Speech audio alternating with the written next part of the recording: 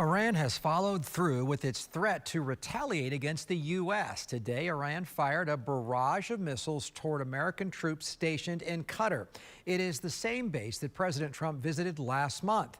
The president said in the last few hours, no Americans or Qataris were killed or hurt. The president also said Iran gave early notice of the strike and hopes they have, quote, gotten it out of their system. And about an hour ago, the U.S. Embassy in Qatar lifted its shelter-in-place order. Now, here's a map showing the locations of where U.S. troops are stationed across the Middle East as of right now. And you can see the base targeted by Iran on the bottom of your screen. Channel 9's Ashlyn Webb has been following developments, and she joins me live. Ashlyn, this certainly could have been a lot worse. It could have been, and U.S. officials say Qatari air defense successfully intercepted the missiles with no reported casualties and hardly any damage. President Trump posted on Truth Social calling the attack a very weak response. He's encouraging that this is the end of the war.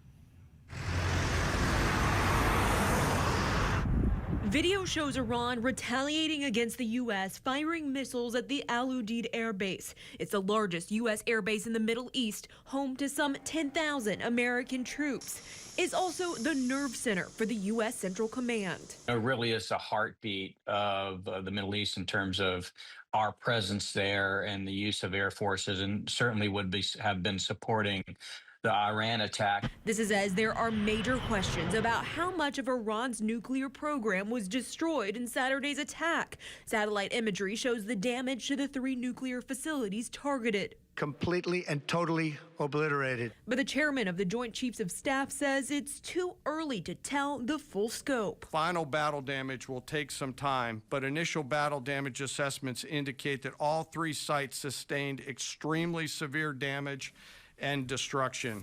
Governor Ron DeSantis expressed support for the airstrikes and said Florida will continue to rescue people caught in the middle of the conflict in Israel. We, of course, anticipate that there'll be more Iranian attacks in Israel. And sometimes what happens in these things is the response to a U.S. action will be just simply to take it out on Israel. So that's something that we are contemplating, but the operations will continue.